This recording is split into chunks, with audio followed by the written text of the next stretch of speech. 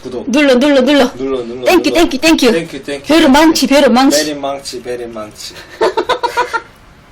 이게 나중에 시집을 가면은 알게 될 부분들이긴 하지만 나는 정말 처음으로 겪는 일들이라서 정말 우습게 생각했었어요. 애기 낳는 거 무섭지 않아 이래가지고 어차피 자연분만 할 건데 뭐 이래 저항절개는 상상도 못했잖아요. 그리고 애기가 머리가 위에 있을 거라는 것도 생각지도 못했고 처음에는 아무리 의사분들이 위에 있다고 해도 나중에 이제 머리가 더러울 수가 있으니까 그래서 난 당연히 애기가 머리가 돌아와가지고 자연분만 가능할 줄 알았거든요. 근데 머리가 끝까지 안 돌아와가지고 위에 있어가지고 수술은 하긴 했지만 나는 저항절개를 의사분이 무조건 저항절개를 해야 된다고 했을 때 마취를 하잖아요. 그럼 당연히 그 아픔을 못 느끼잖아요. 그래서 정말 우습게 생각했어요. 근데 이게 처음에는 가족분들이 이제 다 놀래가지고 이미 다 미리 와 있었거든요. 제가 잘못될 수도 있다 그래가지고 배를 이제 밑에 이렇게 째야 되는데 저 같은 경우에는 애기도 그렇고 나도 위험한 상태라서 이제 이렇게 째야 될 수도 있다는 거예요. 그러면 이제 수술 중에 2번 수술할 수 있다는 거죠. 의사분이 저한테 그렇게 얘기하시는 거예요. 그래가지고 이제 그걸 감안을 해야 된다는 거야. 그 말을 듣는데 막 진짜 막 난 솔직히 말하면 나는 이제 주사 맞는 것도 되게 무서워하거든요. 그러면서 어떻게 한국까지 왔는지는 궁금하긴 하지. 한국까지 온 건 내가 좀 신기하긴 한데 근데 그런 부분에서는 되게 무서워해요. 그래가지고 수술실에 딱 들어가는데 처음에는 어떤 느낌이 받았냐면 수술실 옷을 입잖아요. 그리고 이제 그걸 태워가지고 들어가잖아요. 딱 죽으러 들어가는 느낌이었어요. 진짜 되게 막 무서워요. 수술실에 들어갈 때.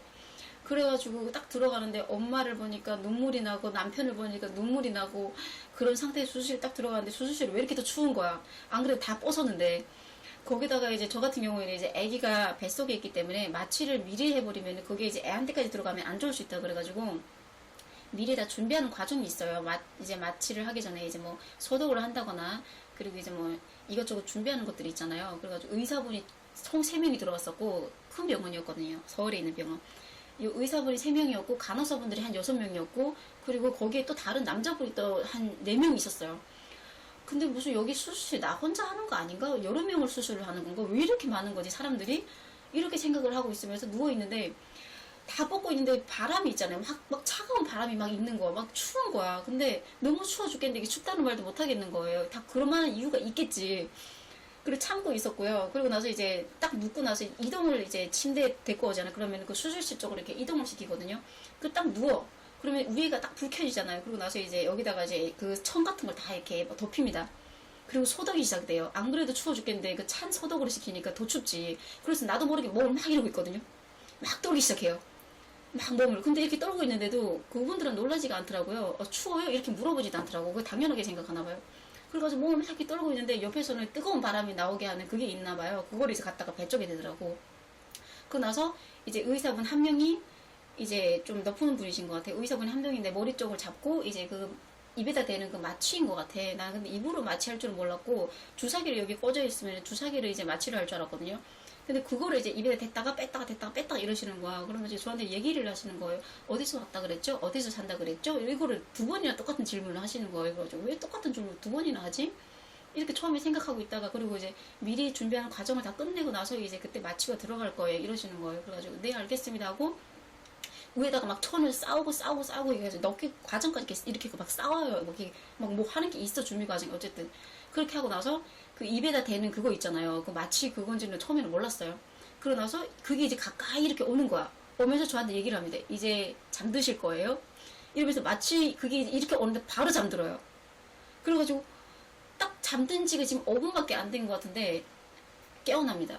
깨어나면 수술이 끝난 거지. 수술이 딱 끝난 그 과정에 깨어나자마자 눈 뜨자마자 고통이 시작되면서 애기 생각밖에 안 나거든요. 그래서 애기 보여달라고 그 안에서 나는 바로 꺼내가지고 바로 이렇게 애기를 보여주는 줄 알았으니까 애기 보여달라고 그랬더니 이제 애기들이 어디 있는지 모르겠다는 거예요. 간호사분들이. 그래서 그 말을 또 들으니까 처음에 이런 생각했어요. 내 애기가 잘못된 건가?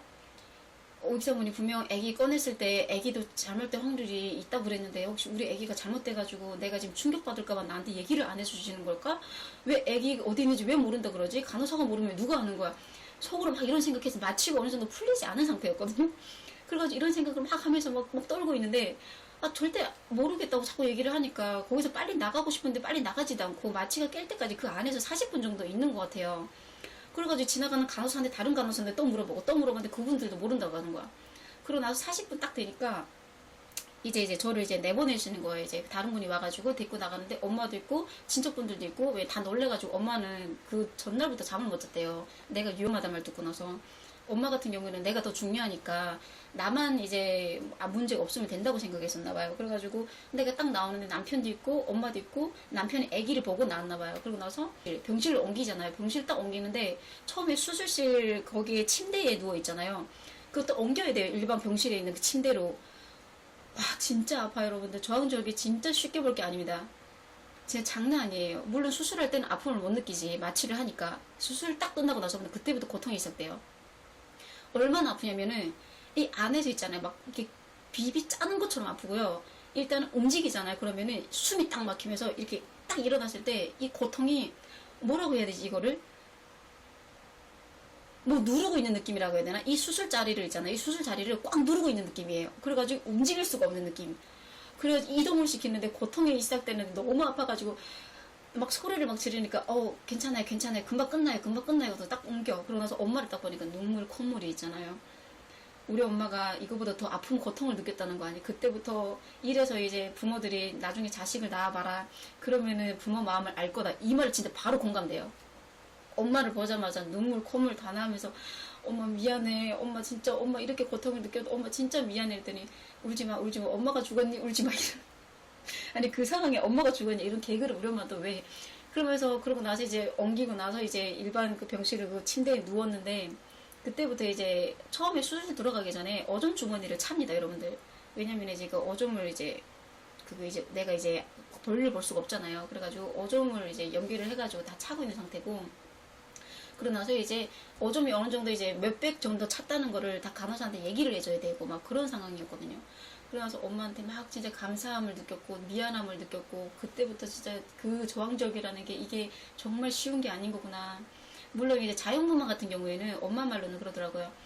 처음에는 이제 아기 나올 때는 우는 그런 눈물도 안 나온대요. 너무 아파가지고 진짜 정신 아예 없대요. 하늘이 노래지면 그때 아기가 나온대. 그 대신 저항절개 같은 경우에는 수술할 때는 고통을 못 느끼지만 그 고통이 4일 동안 가거든요. 엄청 심한 고통만. 그리고 이제 나중에 휴일증이 또 일주일 더 가는데 그래가지고 나 같은 경우에는 나 진짜 자연분만 할 수 있었으면 자연분만 했을 거예요. 진짜로. 이거는 저항절개는 진짜 너무 힘들었습니다. 고통이 너무 장난 아니었어요. 그래가지고 이제 병실을 옮겨져가지고 일주일 동안 입원을 했고요. 그리고 정말로 남편한테 고마움을 느꼈던 게 정말 눈물나게 고마웠던 거는 진짜 가슴이 찐했었어요. 일주일 동안 원래 우리 엄마가 나를 이제 간호를 해야 되는 상황이었는데 이제 엄마가 못하는 이유가 내 동생이 아기를 낳은 내 동생이 한쪽 눈을 못 뜨잖아요. 교통사고 나가지고 탈모 스토리 들었을 때 분은 아실 거예요. 내 동생이 교통사고 나가지고 한쪽 눈을 못 뜨잖아요. 그래가지고 엄마가 대신 내 조카를 손주를 키워줬거든요.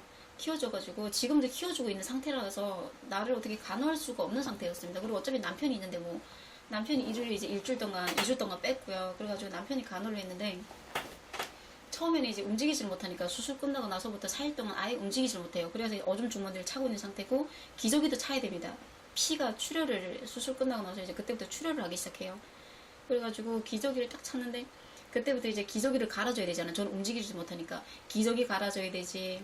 어줌 주머니 차고 있으면 그 어줌 주머니 어느 정도 차 있으면 그걸 이제 빼야 되지. 빼가지고 통에다가 담아야지. 통에 담아가지고 몇백 정도를 이제 받는지를 그걸 적어가지고 또 간호사한테 얘기를 해줘야 되지.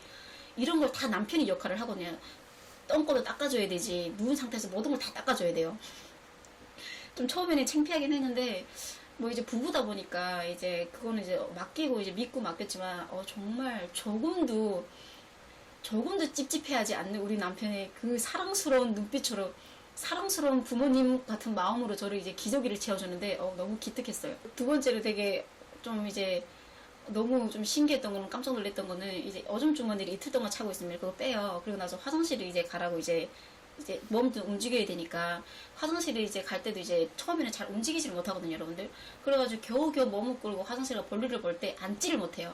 왜냐면 몸을 움직이면 이 수술자리 때문에 아파가지고 진통이 눌려가지고 그 딱딱하면서 이 온몸이 이게 눌리는 게 있어요, 진짜. 이거를 말로 좀 설명하기가 어렵긴 한데 이거 겪어본 사람들은 아실 거예요, 공감을 할 거야. 앉을 때도 되게 아프고 그래가지고 그 이제 화장실에 보면 병실에 화장실에 보면은 애기들이 이제 어점 보는 그런 용도로 된 게 있어요. 이만한 게 있어요. 그거를 앞에다 놓고 그리고 나서 이제 그 위에 넣게 해가지고 앉아야 돼요. 낮아버리면은 이게 이렇게 돼가지고 허리가 꼬여가지고 되게 아프거든요. 그래가지고 그 삐뚤어 이렇게 막 꼬이는 것처럼 이렇게 안에서 살을 막 비비 트는 것처럼 아파요. 그래가지고 그런 식으로 딱 앉았는데 오줌 주머니를 찼어가지고 그게 조절이 안 돼요. 오줌을 쌀 때. 막 튕기고 난리 나요. 왜냐면 그게 아무래도 이제 그게 이제 눌렸어가지고 그래가지고 처음에 화장실 딱 가서 볼일을 보는데 남편이 나를 이제 몸을 이끌고 갔어요. 볼일을 딱 오줌이 막 튀고 있잖아. 마치 내가 남자인 것처럼 남자들이 이제 보통 이제 서서 이렇게 오줌 볼일을 보면 이렇게 막 위로 이렇게 일자로 이렇게 나가잖아요. 근데 여자들은 앉아서 볼일을 보니까 바로 밑으로 그게 오줌이 이제 나오잖아요. 근데 그게 이제 조절이 안 돼가지고 남자처럼 이렇게 위로 이렇게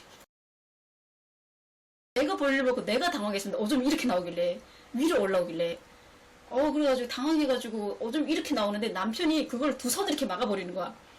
그래가지고 남편한테 얼굴에도 오줌이 튀고 막 몸에 튀고 막 손에 다 튀는데 남편은 그거 하나도 더러워하지 않고 인상 조절도 안 하고 그걸 아무렇지 않게 이렇게 막아버리는 거예요. 그래가지고 남편 괜찮아?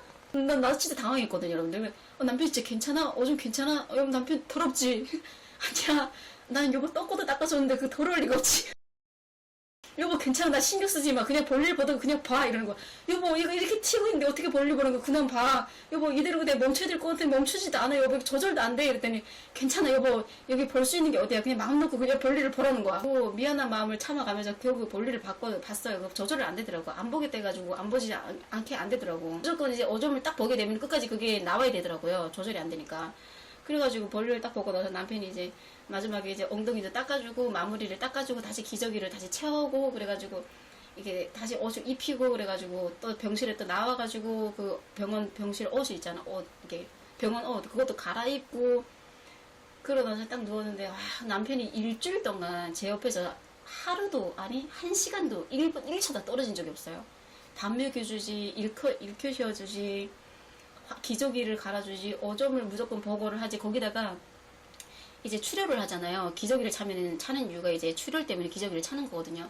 근데 그 출혈을 하면 그 기저귀를 무조건 간호사한테 갖다 줘야 돼요. 그 간호사가 그걸 보고 나서 뭐 판단을 하는 게 나오는 게 있나 봐요. 그걸 보고 나서 뭐 이제 뭐 어떻게 하는 게 있나 봐. 그래가지고 남편이 무조건 기저귀를 갈아주면 그 갈아준 걸 다시 간호사한테 갖다 주고 덜덜덜 말아가지고 이걸 다 남편이 했었는데 와, 나 진짜 사랑받고 있구나. 그리고 옆에 있는 그 병실이 2명이 있는 병실이었거든요. 좀 비싸긴 하지만 그 옆에 있는 언니가 나보다 이제 8살이 많았나? 7살이 많았나? 그 언니는 38살이었어요. 그래가지고 그 언니가 막 남편 그 언니 남편은 이제 가끔씩 와가지고 그냥 옆에 자고 이렇게 있다가 가시거든요. 그래가지고 언니가 야 부럽다. 어떻게 저런 남편인데 저렇게 어린 남자가 저런 남편이 다 있냐면서 진짜 우리 남편이 진짜 부모님보다도 진짜 더 든든했어요. 내가 진짜 사랑받고 있구나. 남편이 어떻게 저렇게 똥기저귀 채우는 것도 아무렇지도 안 하고 오줌도 분명 냄새가 날 텐데 좀 찌르는 날 텐데 그것도 어떻게 아무렇지도 안 하고 진짜 남편한테 잘해야겠다 이런 생각을 했죠. 사랑하는 말만 나눠 뜨거운 저 햇살처럼 식지 않는 그대의 마음을 내게 주세요. 가난했던 내 사랑을 줘